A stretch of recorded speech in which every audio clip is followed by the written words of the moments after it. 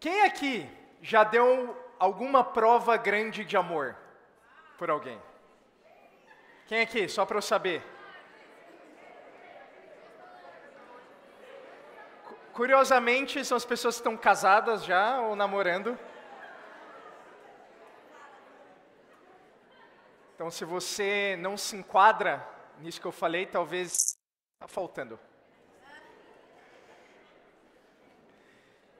Então, a Bíblia fala que Jacó trabalhou 7 anos, pelo tanto que ele amava a Raquel, para poder pedir a mão dela em casamento. Inspirado nessa escritura, mais ou menos 11 anos atrás, eu decidi trabalhar por alguém que eu amava. Eu trabalhei quase 7 dias para dar um presente de aniversário para minha então esposa. Eu comprei uma cafeteira para ela. E essa foi a minha grande prova de amor. E deu certo, olha só, a gente está casado e mês que vem nós completamos 6 anos de casados, pela graça de Deus. Então dá certo, a cafeteira funciona. Semana passada, para quem acompanhou, um irmão nosso, vindo da igreja dos Estados Unidos, veio até o Brasil para pedir a Lari em casamento, e ela disse sim. E agora a Lari e o Vincent estão lá na igreja do Rio de Janeiro, fazendo a pré-lua de mel deles. Estão lá com os discípulos, com a igreja, mas que prova de amor, não é? Vim até o Brasil para pedir a Lara em casamento. Temos aqui presente outra pessoa que deu uma prova de amor parecida, o Omar, que vem lá da igreja dos Estados Unidos também. Ele e a Carol estão visitando a família dela. E ele veio aqui também para o Brasil raptar a Carol e levou ela para lá já. Nem estou vendo o que vai acontecer com a Lari. Mas a Bíblia está cheia de provas de amor também. Não só de amor conjugal, mas de amor para com Deus. Então nós vemos grandes homens e mulheres dando provas de amor, do quanto eles amavam a Deus. E esse é o tema da aula de hoje. Prova de amor. Então, hoje nós vamos ver na palavra de Deus quanto você tem provado o seu amor por Ele. E aí eu quero que você se responda no final, se você tem passado na prova. Então vamos comigo em Juízes capítulo 3. Nós vamos ver 3 provas de amor na Bíblia que Deus espera de cada um de nós. A primeira delas está em Juízes 3.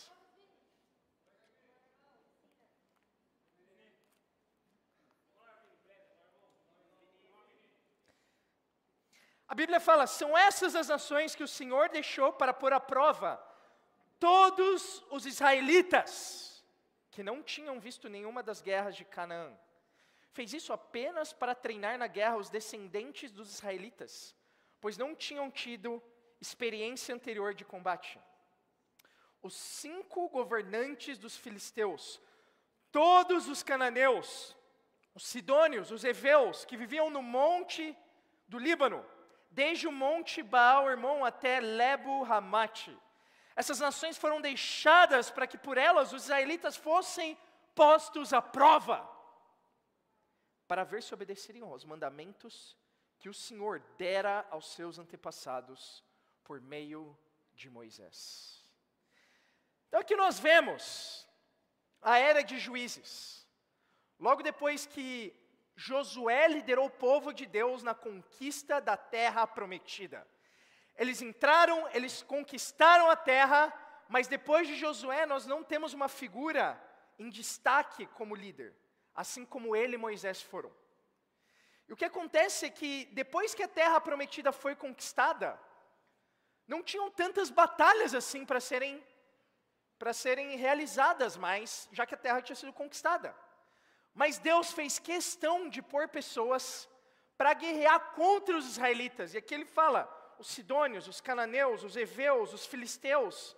E a razão de Deus ter feito isso era para que os israelitas que não tinham tido experiência em combate, serem treinados para a guerra no meio da guerra. E aqui diz no versículo 1, que Deus pôs à prova todos os israelitas. Da mesma forma, irmãos, todos nós aqui vamos ser provados por Deus. E nós vamos ser provados para sermos treinados para uma guerra. E você é treinado para a guerra na guerra. Então nós estamos numa guerra espiritual aqui agora. Não é mais uma guerra física de matar pessoas, de cortar cabeças, mas é uma guerra espiritual. O nosso inimigo é o diabo, como a Bíblia fala em Efésios. Nós estamos numa guerra agora.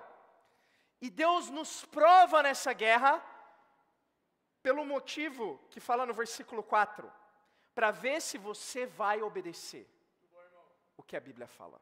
Essa é a razão de Deus ter provado os israelitas. Ele queria saber se esses israelitas, que não tinham passado por guerras, que não tinham sido colocados na pressão, iam ser obedientes ou não.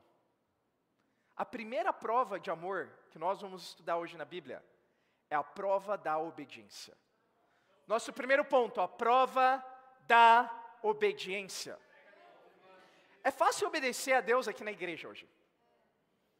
É fácil estar aqui e ser o melhor cristão do mundo. O cristão mais animado, pôr um sorriso no rosto, e é tudo que você precisa para ser obediente por 2 horas. Agora, saindo daqui, é que a prova da obediência começa de verdade. Porque algumas pessoas vivem de um jeito na igreja e de um jeito completamente diferente fora daqui. Mas a prova de verdade começa saindo por aquela porta. Deus vai te provar. Para ver quanto você vai ser obediente a Ele. É interessante porque a prova da obediência é a primeira prova para todo cristão. Então, a Camila, a filha da Claudinha, acabou de passar por essa prova a primeira vez. A primeira vez. Que é a prova de você olhar seus pecados frente à Bíblia, se arrepender de cada um deles, ser batizado para o perdão dos pecados, para receber o Espírito Santo e ser parte da família de Deus. Isso é incrível, amém, irmãos? Nós acabamos de ver alguém aqui passar por essa prova, assim como você, assim como eu. Mas a prova da obediência não só é a primeira prova de todo cristão, mas também é a última prova.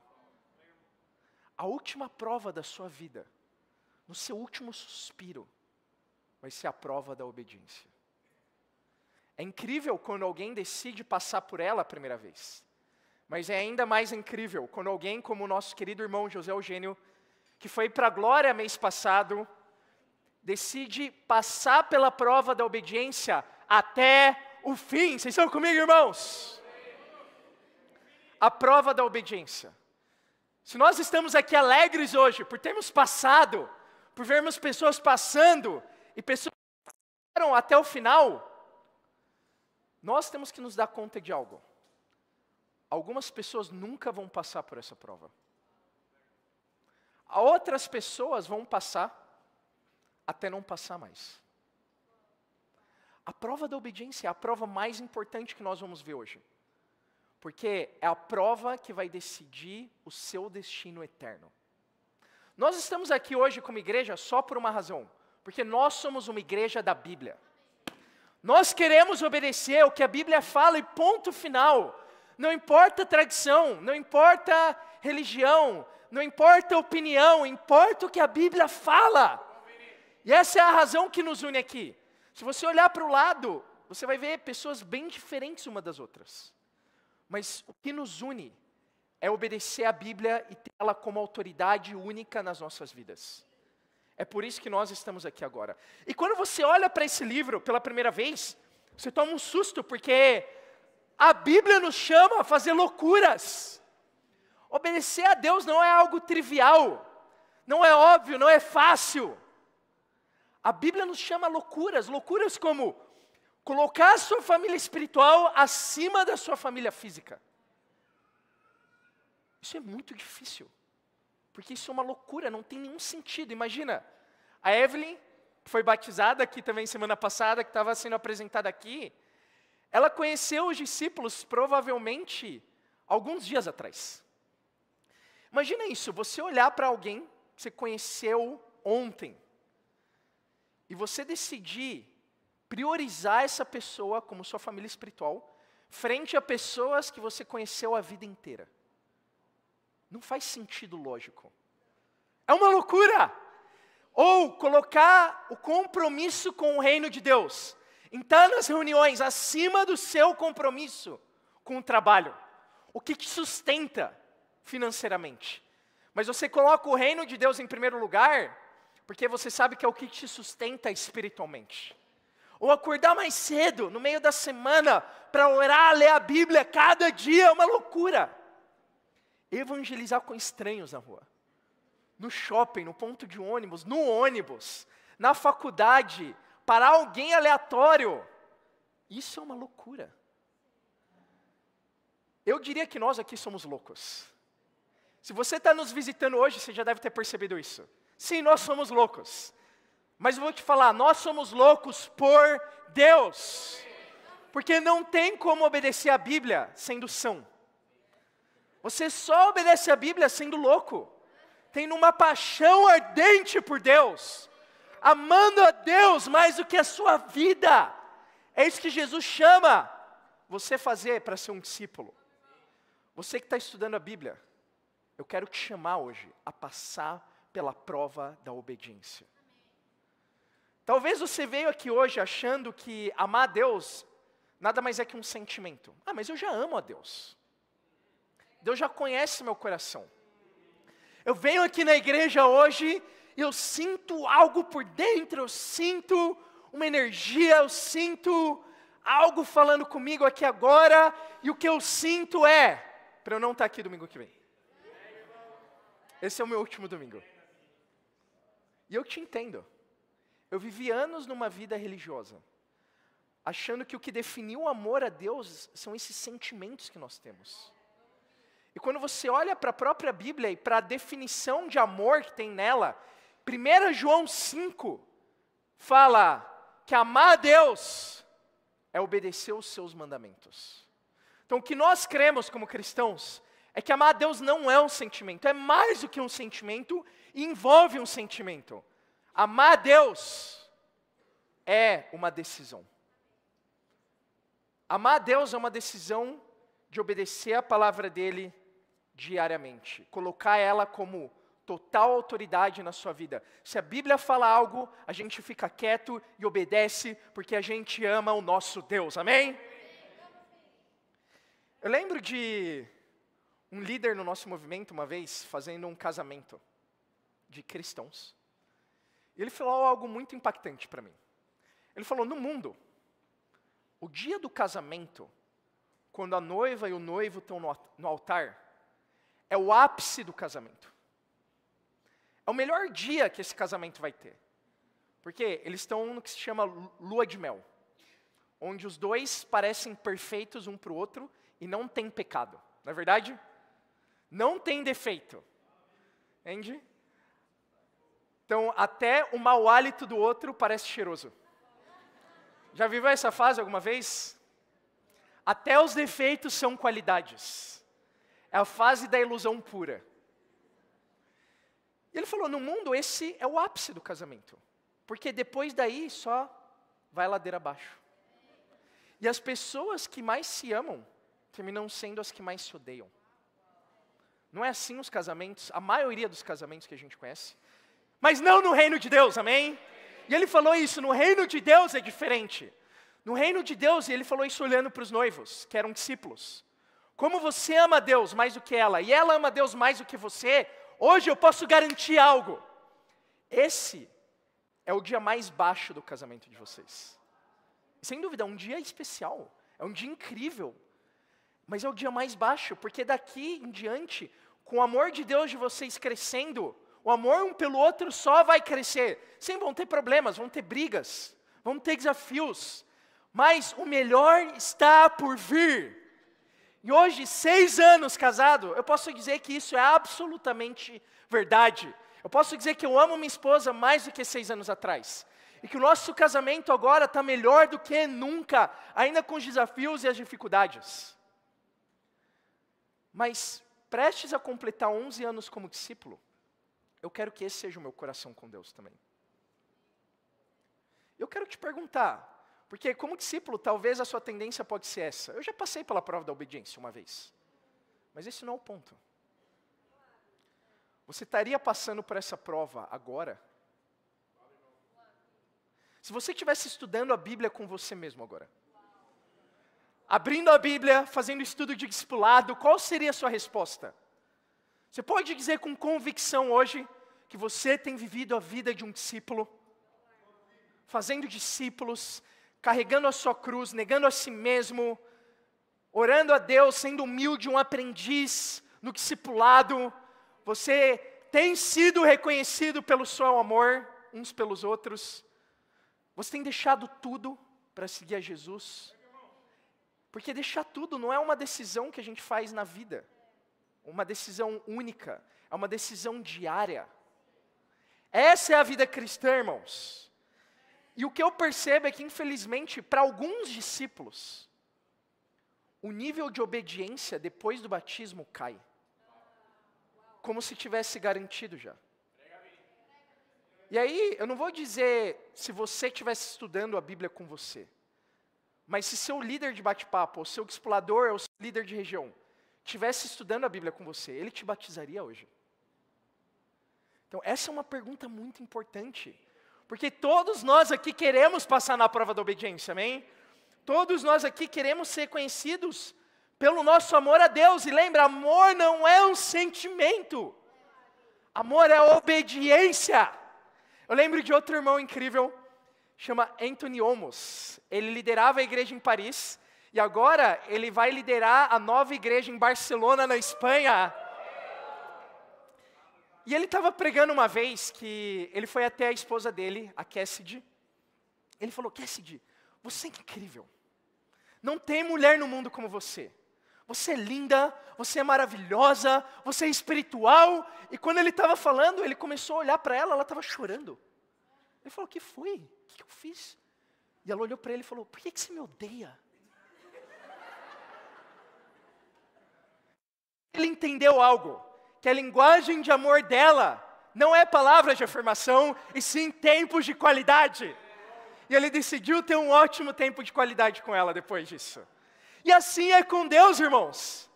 Às vezes a gente acha que a linguagem de amor de Deus são palavras de afirmação. Deus, eu te amo. Deus isso, Deus aquilo. Mas nada o que você fala substitui o que você faz para Deus. A linguagem de amor de Deus chama obediência.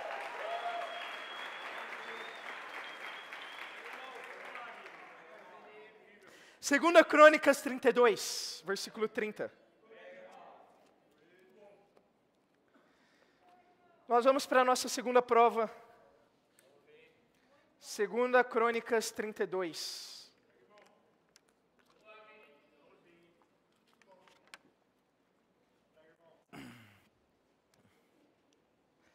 Depois da prova da obediência, vem uma prova mais difícil. É a prova do coração. Segundo ponto de hoje.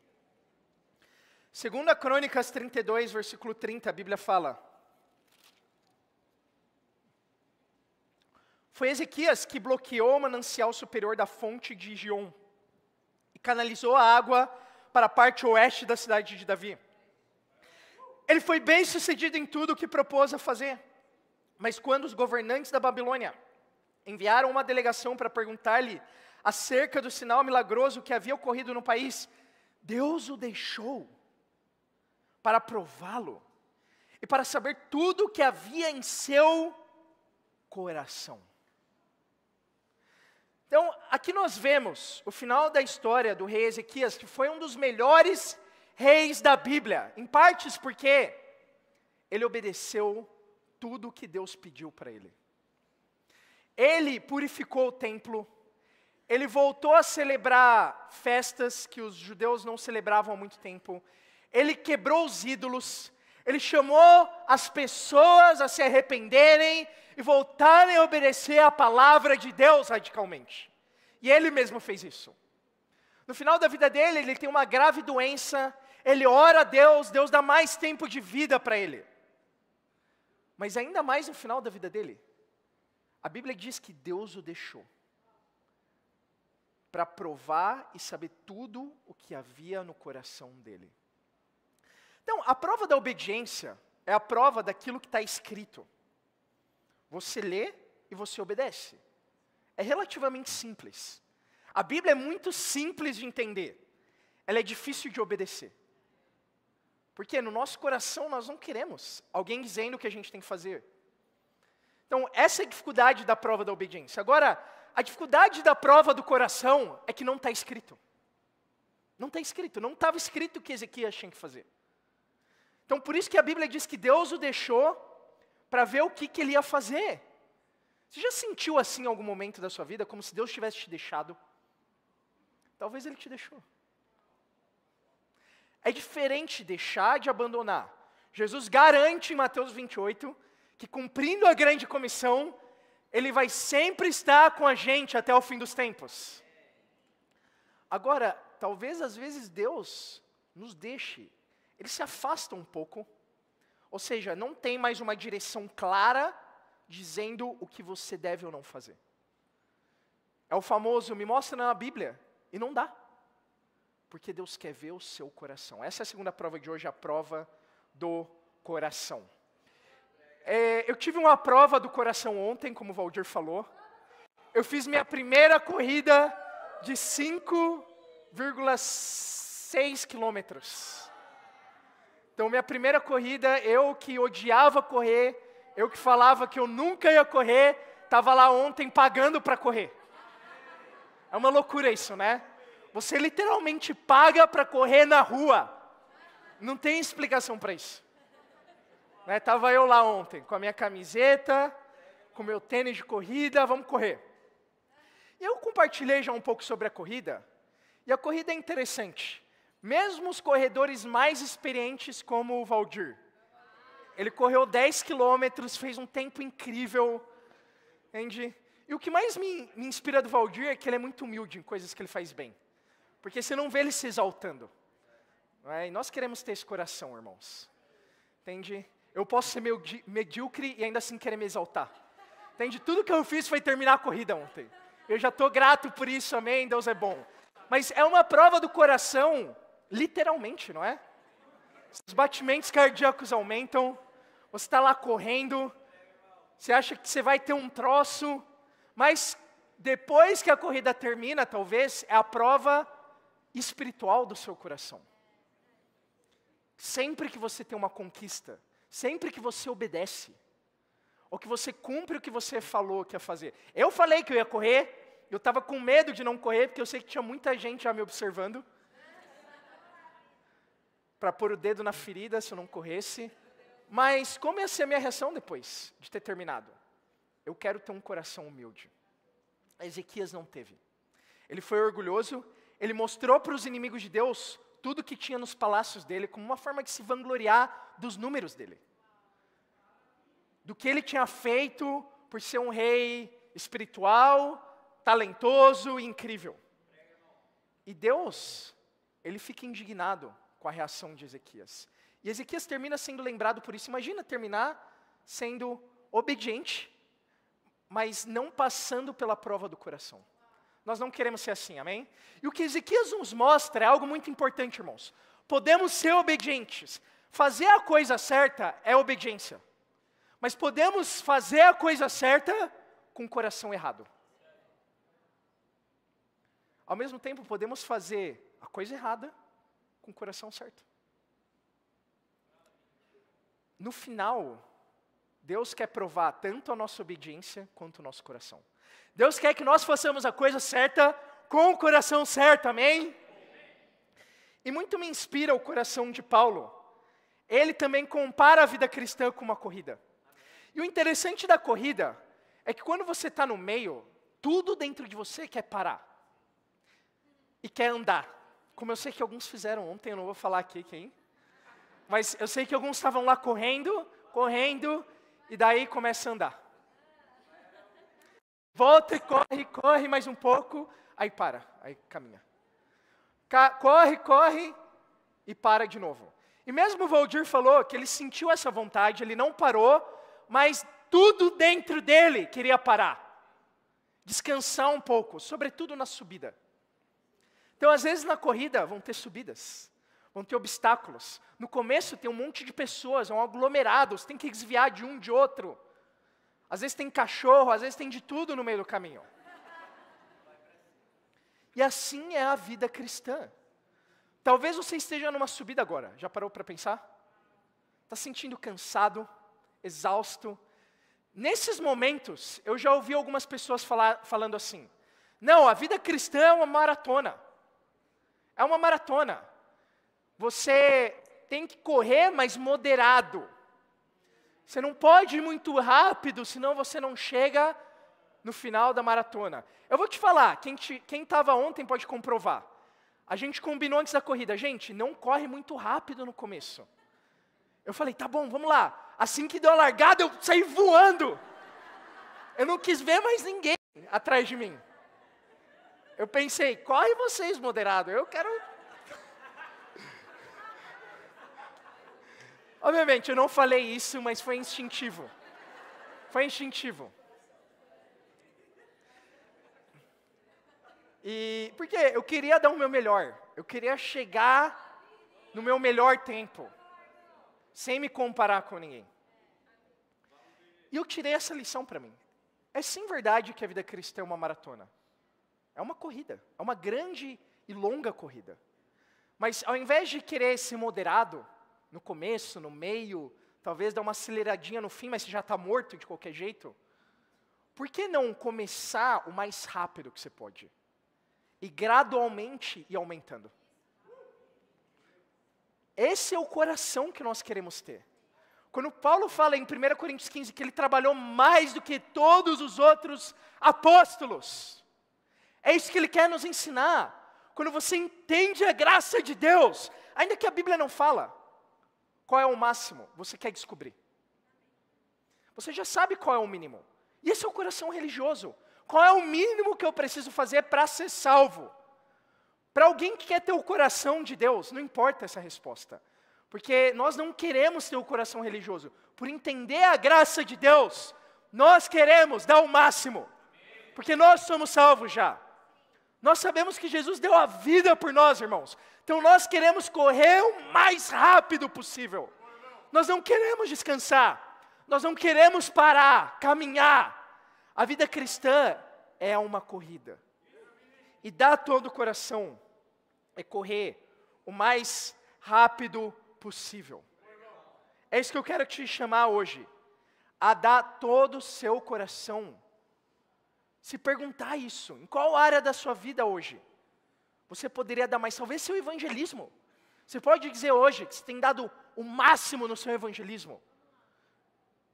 Nós queremos ter o coração de Paulo, é disso que ele estava falando.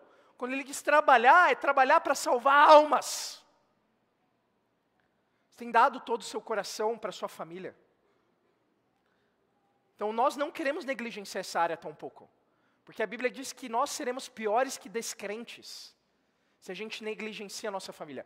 Você tem dado todo o seu coração no seu trabalho, na sua faculdade. A Bíblia nos chama em Colossenses 3 a dar todo o coração em tudo que a gente faz, porque é para Deus. Então o meu chamado hoje é, se você quer passar na prova do coração, dá o seu melhor em tudo que você faz na sua vida, porque é para Deus. Seja o melhor marido, o melhor filho, o melhor empregado, o melhor estudante e o melhor discípulo, compartilhando a sua fé cada dia. Amém, irmãos? Essa é a prova do coração. E aí quando você olha para isso, talvez isso te assusta um pouco.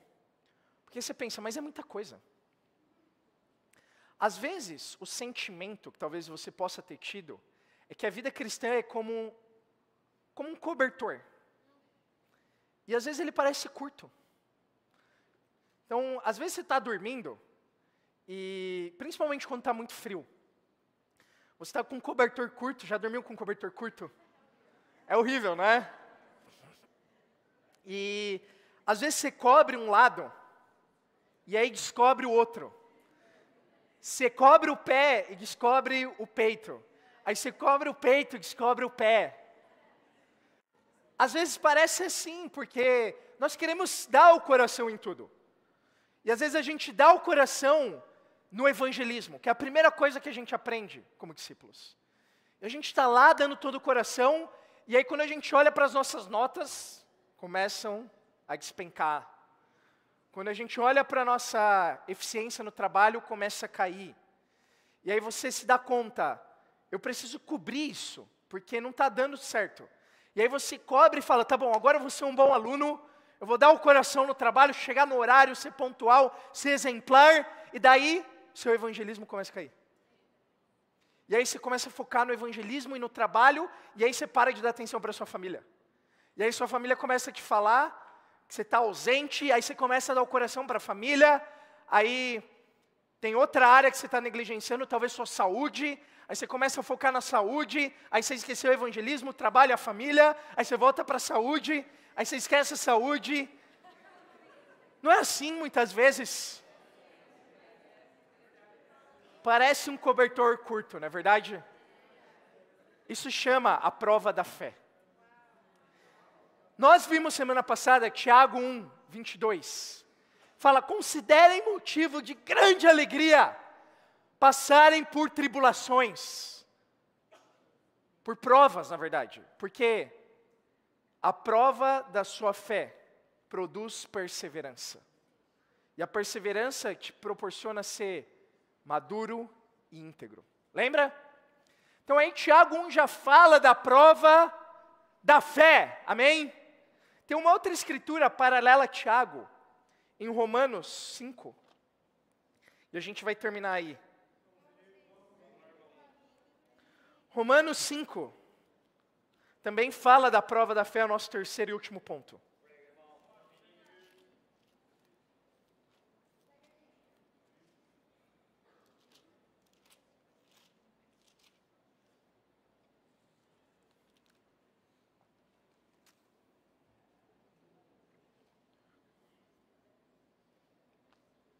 Romanos 5, versículo 3 fala, não só isso, mas também nos gloriamos nas tribulações, porque sabemos que a tribulação produz perseverança. A perseverança um caráter aprovado, e o caráter aprovado esperança. E a esperança não nos decepciona, porque Deus derramou o seu amor em nossos corações, por meio do Espírito Santo que Ele nos concedeu. A Bíblia aqui fala que tem algo que não nos decepciona, e esse algo é a esperança. Se você pôr a sua esperança nas pessoas, as pessoas vão te decepcionar. Se você põe sua esperança nos seus líderes, você vai se decepcionar. Se você põe sua esperança no seu casamento, você vai se decepcionar. Nos seus filhos, você vai se decepcionar. Na sua carreira, você vai se decepcionar. Então, se você está decepcionado hoje, ainda com você mesmo, talvez, porque você quer dar o coração, mas às vezes parece curto, parece que você não consegue. Se você põe a esperança em você mesmo, você vai se decepcionar. Mas é justamente por isso que Deus prova a nossa fé. Então, o que Tiago chama de provas, Paulo em Romanos chama de tribulação. Traduzindo, BO. Traduzindo, problemas. Então, o que aprendemos a semana passada e de hoje também, na prova da fé, é que problemas não são problemas, problemas são provas e provas são bênçãos. Então, quando você sente que algo parece impossível, é impossível cobrir todo o corpo com esse cobertor, é impossível dar todo o meu coração em todas essas áreas, na igreja, na família, no trabalho, na faculdade, na minha saúde, é impossível. Sempre que você ouve essa frase na sua mente, é porque você está na prova da fé. Deus quer provar a sua fé, justamente porque Ele é o Deus do impossível. E o que Paulo fala é que quando você tem um problema que te faz sentir que é impossível, o que você precisa é perseverar. Perseverar. E às vezes perseverar mesmo sem esperança. Persevera, persevera, não desiste, continua. E aí quando você persevera, o que acontece é que Deus cria caráter em você. Aqui fala que a perseverança produz caráter, e caráter é aprovado. Todo mundo tem um caráter, mas não necessariamente um caráter aprovado. E a primeira coisa que a tribulação faz, não é que ela te dá caráter, mas ela mostra o seu caráter. E vendo o seu caráter, você pode perseverar para crescer em caráter, que você não tem agora. E aí o caráter produz esperança e a esperança não decepciona. A esperança em Deus não decepciona. A esperança no céu não decepciona. Volta 2 cultos atrás, se você não estava aqui 2 semanas, nós falamos sobre o céu, que é a nossa esperança, amém? Amém? Legal, que bom que estamos aqui ainda. Então quando algo te desafia, é porque desafia a sua fé. E tem uma solução fácil para o cobertor curto. Sabe qual é? Estica. Pega uma ponta e grampeia na cama. Ou prega na cama. Pega a outra ponta, prega no outro lado da cama. Pega as 2 outras pontas e prega também. Quero ver se esse cobertor vai continuar curto ou não. Quero ver. E é isso que Deus quer ver na nossa fé, irmãos. Se a sua fé ainda é curta, para acreditar que sim é possível, dar o coração em cada área da sua vida cristã, obedecendo a Deus, é porque Deus quer esticar a sua fé. Essa é a solução para nós hoje. Estica a sua fé. Acredita que tudo é possível para Deus. Persevera! E você não vai se decepcionar, como a Bíblia garante. Em conclusão, irmãos, a prova de amor maior que nós podemos dar para Deus é uma sucessão de provas, na verdade. A primeira delas é a prova da obediência. Deus quer que nós obedeçamos a palavra dEle a todo custo. E uma vez que você obedece, não para aí. Deus nos chama a obedecer de todo o coração, ainda naquilo que a Bíblia não fala. Entende? Nós queremos ser generosos, nós queremos dar tudo o que nós temos, porque Deus é quem nos deu primeiro. Então Deus quer que nós obedeçamos, mas de todo o coração. E além disso, que nós possamos dar todo o coração em cada área da nossa vida, tendo fé no impossível. Então, para terminar agora o nosso sermão, nós vamos meditar na maior prova de amor que alguém já deu nessas 3 áreas, que foi Jesus Cristo. Jesus, Ele passou por essa prova, obedecendo a Deus sem pecado nenhum, como a Bíblia fala. Jesus passou por essa prova, dando a própria vida dEle, por você e por mim. Ele não só deu todo o coração, Ele deu a vida dEle, tendo a certeza que Deus ia exaltar Ele como de fato exaltou, e Ele está sentado à direita agora de Deus. Então vamos meditar na nossa obediência, no nosso coração, na nossa fé, enquanto a gente toma o suco de uva, que representa o sangue de Jesus, enquanto a gente come o pão, que simboliza o corpo de Jesus, que foi dilacerado por amor a nós. Vamos fazer uma oração agora, irmãos, e tomar a ceia.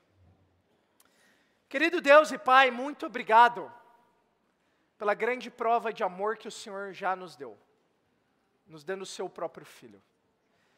E agora, Pai, é a nossa hora de provar o nosso amor pelo Senhor.